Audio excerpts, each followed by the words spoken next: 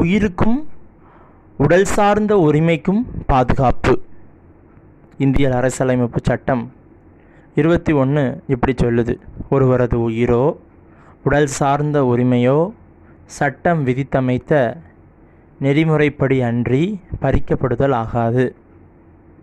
உங்களுடைய வாழ்க்கையில் உங்களுக்கென சில விஷயங்களில் உங்களுடைய பெற்றோரோ ஆசிரியரோ நிர்வாகமோ நீங்கள் வேலை பார்க்கக்கூடிய துறைகளில் உள்ள இருக்கக்கூடியதான மேலதிகாரிகளோ உங்களுடைய பணியாற்றக்கூடிய சக பணியாளரோ அதிகாரியோ முதலாளியோ யாராக இருப்பினும் உங்களை குறித்து ஏதாவது முடிவு எடுக்கக்கூடியதான நிலையில் இருக்கப்படுவீர்கள் என்றால் தயவு செய்து அந்த விஷயத்துக்கு நீங்கள் உங்களுடைய சொந்த கருத்தை நீங்கள் தெரிவிக்கலாம்.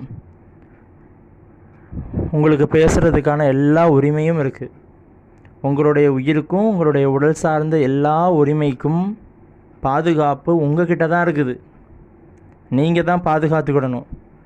உங்களுக்கு அச்சுறுத்தல் ஏற்படும்படியாக ஏதாவது நடக்கும்னா நீங்கள் அதுக்கு தெரியப்படுத்தலாம்.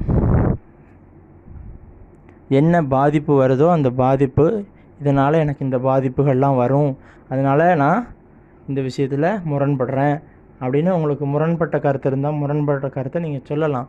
சொல்கிறதுக்கு உரிமை உண்டு, எதிர்த்தரப்பினர் கேட்கறதுக்கான உரிமையும் உண்டு.